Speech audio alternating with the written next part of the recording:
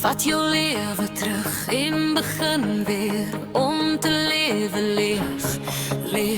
lewe, want jy kyk hoe tyd en daar verby gaan, soos wolke wat verby gewaai word deur die wind. Jy raak gewoond aan 'n lewe van wag, so gewoon dat jy begin glo dit is lewe.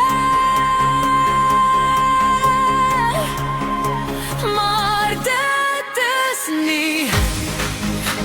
nie, jy is besig om te verdwyn en alles wat in jou wou groei, stagnasie is nie net stilstand nie.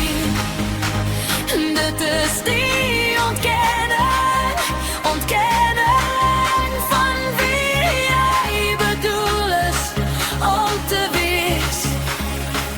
Dit is wanneer jy weet jy kan meer wees, meer doen, meer voel, maar jy kies gemak bo waarheid en sekerheid bo groei, en daardie keuse steel nie net tyd nie,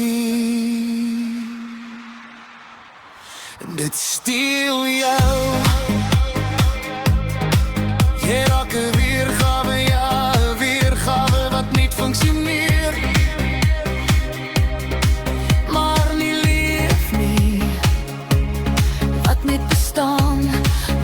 beleef nie. Eendag kom die vraag nie meer hard nie, maar dit kom diep, baie diep. Wat het ek gedoen met my lewe? Nie hoeveel het jy oorleef nie, maar hoeveel het jy werklik geleef? Jy kan nie aanhou om jou lewe op pos te sit vir 'n oomblik wat nooit gaan kom nie, want lewe gebeur nie wanneer alles reg is nie. Dit gebeur wanneer jy kies om te begin lewe, ten spyte van alles wat nie is nie.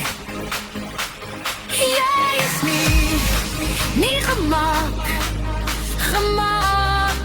om te wag tot jy verreed voel nie. Jy is gemaak om te beweeg en onderweg om getransformeer te word, so gryp jou lewe. Nie omdat jy bang is nie, maar juist nou terwyl jy nog twyfel.